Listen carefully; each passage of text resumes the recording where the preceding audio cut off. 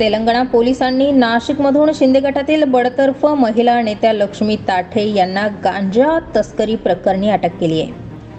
तेलंगणा राज्याच्या वारंगळ पोलिसांनी गांजा तस्करीच्या एका मोठ्या प्रकरणाचा छडा लावलाय. यामध्ये शिंदे गटातून बडतर्फ केलेल्या नेत्या लक्ष्मी ताठे यांना पोलिसांनी ताब्यात घेतलंय. ताठे या शिवसेना शिंदे गटाच्या मोठ्या पदाधिकारी होत्या. मात्र मारहाणीच्या प्रकरणात शिंदे गटाने त्यांना बडतर्फ केलं होतं.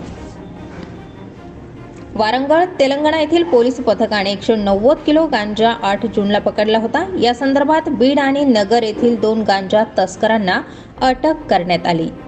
त्यांच्या चौकशीमध्ये हा गांजा नाशिकच्या लक्ष्मी ताठे यांना पोहोचविण्यात येणार असल्याचं स्पष्ट झालं. ही माहिती मिळाल्यावर पोलिसांनी ताठे हिला तिच्या विकास ताठे या मुलासह अटक केली. वारंगळ पोलीस आयुक्तांच्या पथकाने ही कारवाई पूर्ण केली. या कारवाईने नाशिक शहरातील राजकीय कार्यकर्त्यांत खळबळ उडाली आहे. पदाधिकारी नियुक्तीवरून शिवसेना शिंदे गटाच्या कार्यालयातच लक्ष्मी ताठे आणि अन्य एका महिला पदाधिकाऱ्यात हाणामारी झाली होती. त्यानंतर मुंबई नाका पोलिसात गुन्हा देखील दाखल करण्यात आला. या वादग्रस्त प्रकरणामुळे शिंदे गटातून ताठे यांची हकालपट्टी करण्यात आली होती.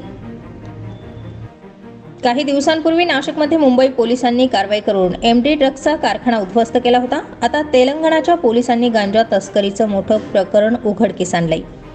यासाठी त्यांनी नाशिकमध्ये येऊन ही कारवाई केली. या दोनही प्रकरणात राजकीय नेत्यांचा प्रत्यक्ष अप्रत्यक्ष संबंध जोडण्यात आलाय.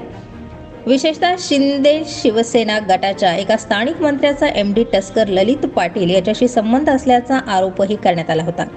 आता पुन्हा एकदा गांजा तस्करीशी या पक्षाचा संबंध आढळलाय. त्यामुळे नाशिक शहर पोलिसांच्या कार्यक्षमतेबाबतही प्रश्नचिन्ह उपस्थित केलं जात आहे. तेलंगणा पोलिसांनी नाशिकमध्ये येऊन गांजा तस्कर लक्ष्मी ताठे सह मुलगा विकास ताठे याला ताब्यात घेतलाय. मात्र नाशिक पोलिसांना याबाबत माहिती नसेल का असाही प्रश्न आता स्थानिकांमधून उपस्थित केला जातोय. स्टार 24 फास्ट न्यूजसाठी सिद्धार्थ लोखंडे, नाशिक.